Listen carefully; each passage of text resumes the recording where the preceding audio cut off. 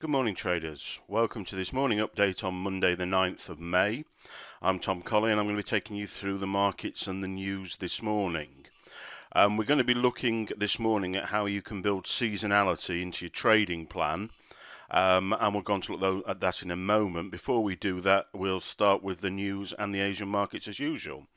Okay, overnight news, or news from yesterday actually, from China. Trade balance came in at a positive 298 billion over a forecast of 250 billion. Now, if we go and look at the Shanghai Composite, we'll see absolutely no reflection of that number. What we've got is another gap, well, not another, but a gap down and a substantial bearish bar following on from what we had on Friday. Okay, so why is this? Well, one of the reasons we don't trade the Chinese equities is that the information that comes out is not as structured or even as trusted as it is on the markets that we do trade. Now, what I've read overnight, this is a comment from Bloomberg. China's shares headed for the biggest two-day loss in 10 days as data over the weekend showed the nation's exports shrank in dollar terms in April and imports dropped for the 18th consecutive month. Now, that isn't obviously shown within the news announcements that we get in this instance from Forex Factory. But obviously there are other factors in that marketplace that this information would be available to you, but you would have to go and search it out. But the net result is, as we can see from the composite there, that we've had a really bearish day. We're below this level here that we've been watching for a considerable while, and we're back in this range here below that, where we've had the negative picture really in this year 2016. Over on the Nikkei, expected this to possibly be more interesting this morning, bearing in mind 4 days out of 5 last week were a bank holiday in Japan. So I thought we might see something a little bit more dramatic as the market truly opened for the first session of the week overnight. As you can see, we've had a slightly bullish day, but basically within this range that I've highlighted here, we're starting to see a number of ranges on the Nikkei here, and it looks like the price is going to bounce between these ranges until something significant happens either in Japan or elsewhere that changes that.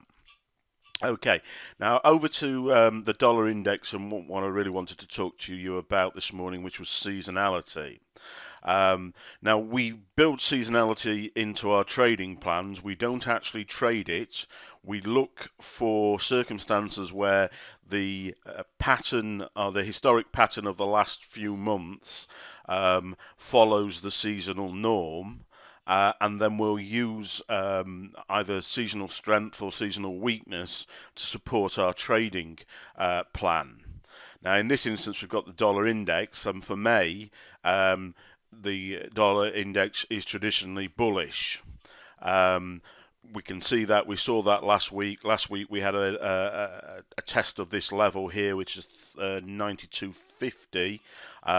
We did have a real push down below that level before the bulls came back in and pushed the market much higher. We're now back at the top of this falling wedge, looking for price to either break out and confirm further dollar strength, or we may see a pullback before the breakout. But again, on the seasonal bullish nature of the market, that supports our technical picture. It supports our fundamental picture. So, although we're not trading the dollar index at the moment, how would we look to bring this in? Well, it just reinforces what we were already thinking from a technical and a fundamental perspective. On the Aussie, we are fundamentally short. We had a rate reduction last week. We're technically short. We've broken below this 4-touch trend line here, and we've taken out these lows here.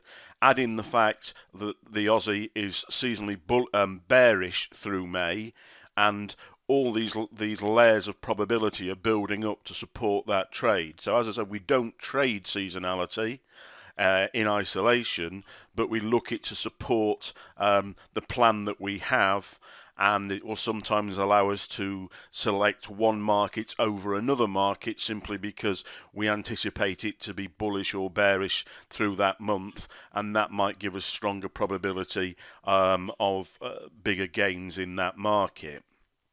Okay, over to the US dollar JPY, the yen. Fundamentally, we still believe we've got dollar strength. Through last week, we had the bank holiday in Japan. We had dollar strength, which has been reflected to a certain degree here, but not truly reflected to the same degree as we saw in other currencies and what have you. So that leads us to believe there's still strength in this market. We're still in somewhat of a risk-off environment where money will be leaving equities coming into the yen. That would be again supported overnight. We've had money coming out of the Chinese equities. Far Eastern cash tends to come out of equities and go to its preferred safe haven, which is the yen. Now, we will be looking to potentially trade this level here short, but potentially another trade we're looking at taking advantage of the fundamental, technical and seasonal bias that we talked about earlier on the Aussie is, well, this is the Aussie JPY. We know we've got Aussie weakness. We're looking at a pullback into this month, what is a monthly level here, for a trade to take this trade shorter.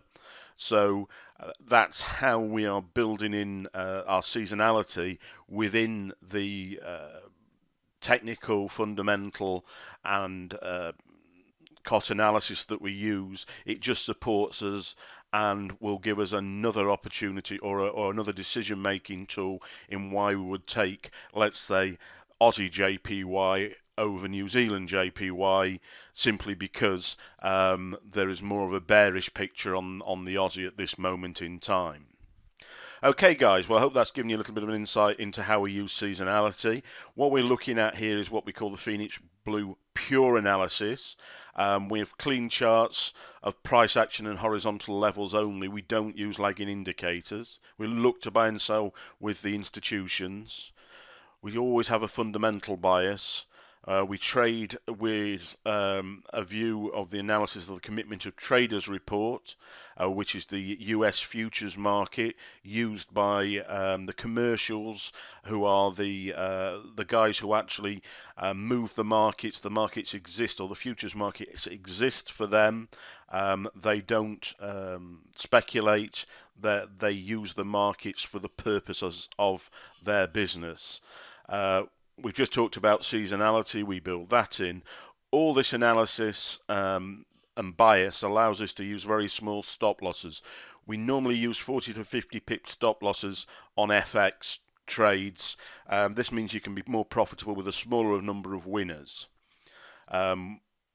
It also means we will look to improve your results by only taking trades when the probability is at its highest, by stacking these layers of probability. Now, if you want to know more, you want to talk to somebody specifically, please email us at info@phoenixblue.co.uk. If you have any specific questions about this video, I'm on tom@phoenixblue.co.uk, or please visit our website, which is now up and running at www.phoenixblue.co.uk. Okay, thanks for listening, and we'll look forward to speaking to you in the morning. Goodbye.